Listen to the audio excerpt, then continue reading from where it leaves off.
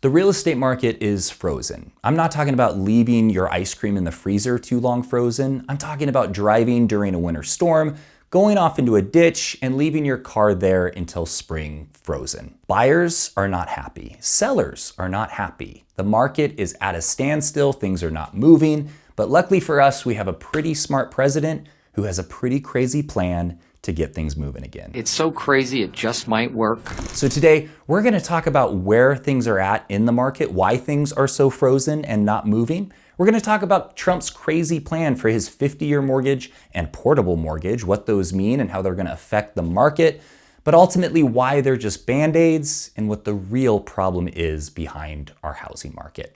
Let's get into it.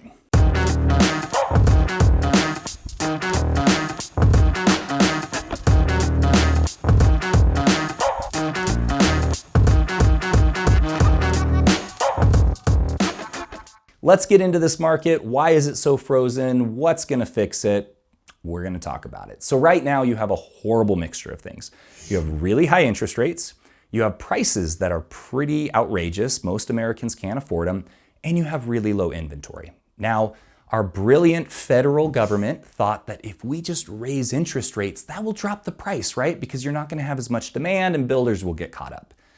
Obviously, it didn't happen, at least in our market and in most markets across America. One, labor shortages, supply costs. Builders cannot build entry-level homes and still be profitable. So they have to build these $500,000 houses in order to make the profit that they're needing to stay alive. And then you have really low inventory because builders are only building so many houses, and you have all these people that would love to sell, myself included, but we're sitting on 3.75 to 2.5% interest rates. We are married to these rates. We are not gonna give up these rates. We would rather lose a kidney than lose these rates. And so we're not gonna sell. And we have plenty of equity, so even if the market does come down some, there's no reason to leave. Because to buy exactly what I have now is gonna cost me $1,500 more a month just to have it. It's not gonna happen. So this is where Trump's first idea comes into play, which honestly I'm not super excited about. I don't even, you'll see. And real quick, it is a crazy market right now and it's kind of hard to navigate. And especially if you're looking at moving states and coming to Idaho.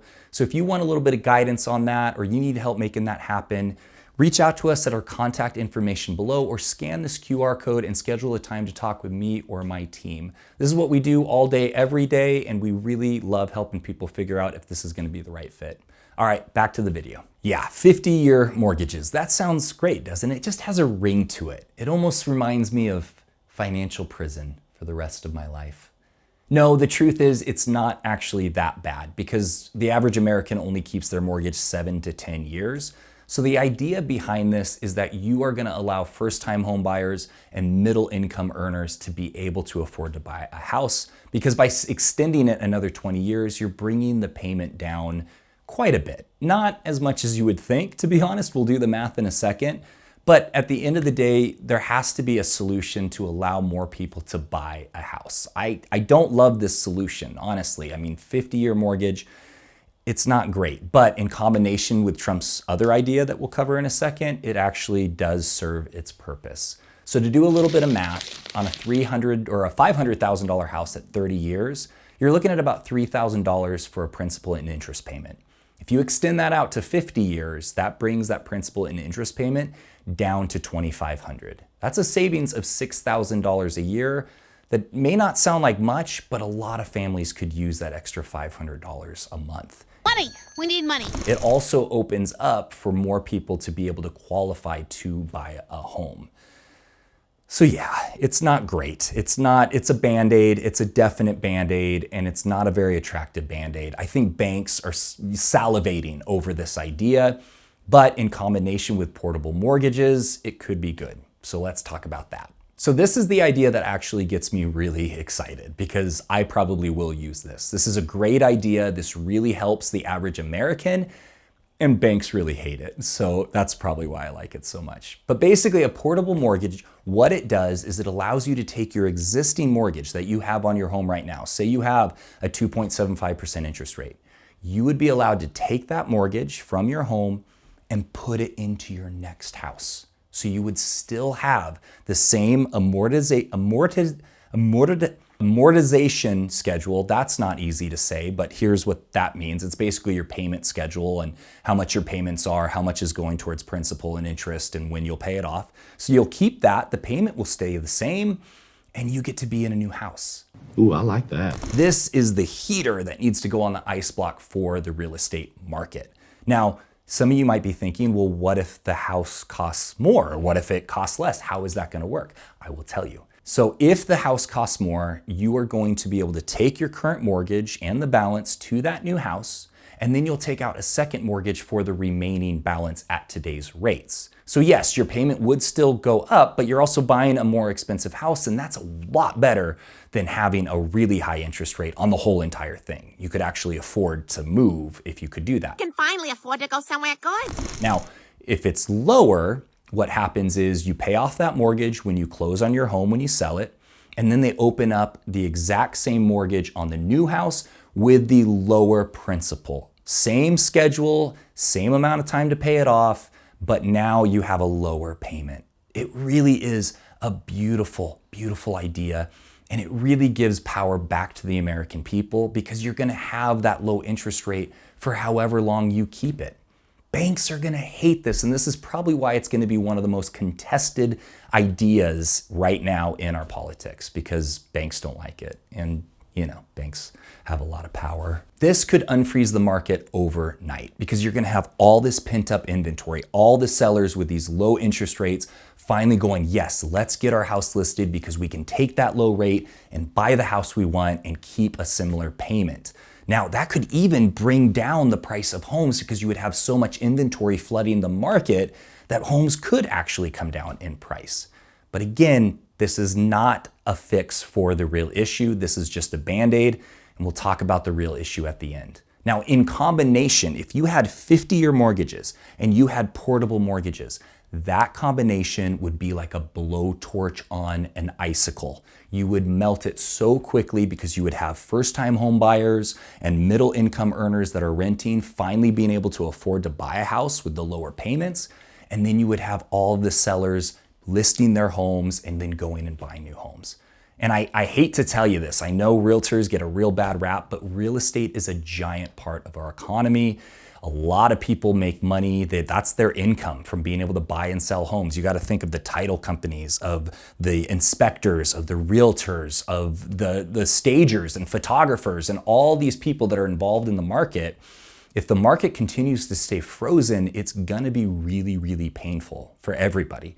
And so that's why I think we all need to be supporting this. If you don't want to, then cool, let's see what happens. Maybe hell will freeze over. That's how cold this real estate market is gonna get.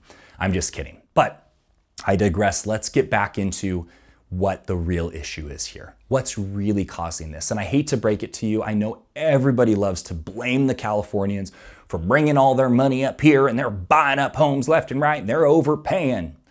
That's part of it. Some people are doing that, but here's the real issue.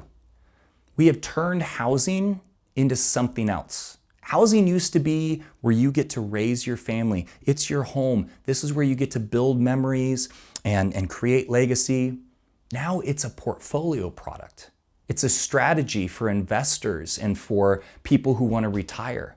That is what's causing all of this, is that you have these multi-billion, trillion-dollar funds pouring money into buying your neighbor's house and renting it out and raising the price of homes so much that we create a mass group, a generation of renters who will never own a home again. And so we need to really start looking at that closer. We need to start questioning, why are our politicians allowing this to happen? I mean, I know why. It's because they're sponsored by them. They're paid to get into office by these groups.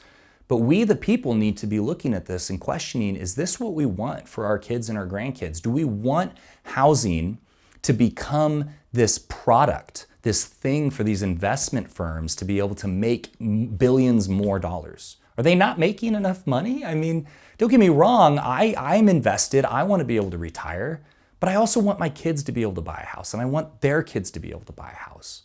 I'm not going to go and say housing is a human right, but For crying out loud, we kind of need it. It's in the Maslow's hierarchy of needs, right? You need shelter. And if you don't have shelter, if you have unpredictable housing, how well are you going to be able to perform in your life? What kind of legacy are you going to be able to build? How far ahead are you going to be able to think if your rent keeps going up or your landlord can come in and kick you out whenever they want? This is a big issue. I believe that this is the core of the issue of why the housing market is where it's at. This is why we have a frozen real estate market. And these Band-Aids, what are they going to do the next time this happens? Honestly, the next time this real estate market freezes, what other options are they going to have? Because they're kind of exhausting them. Now, I'm not saying let's not do these, let's not use these Band-Aids, but I'm saying we really need to be looking closer at this and letting our minds be heard to our representatives. They work for us, just a reminder. I know it doesn't feel like it right now, but they work for us. You work for me. Okay, I'm off my soapbox. If you are seriously looking at moving to Idaho and you need help deciding, is this the right place for me? Can I afford to move to Idaho? Reach out to us at our contact information below, or you can scan the QR code and schedule a time to talk with me or my team. This is what we do all day, every day, and we love helping people. We're not about bringing everyone to Idaho. We just want to make sure that you're a good fit and you're going to like it here. So reach out anytime. And that's it. We'll see you later.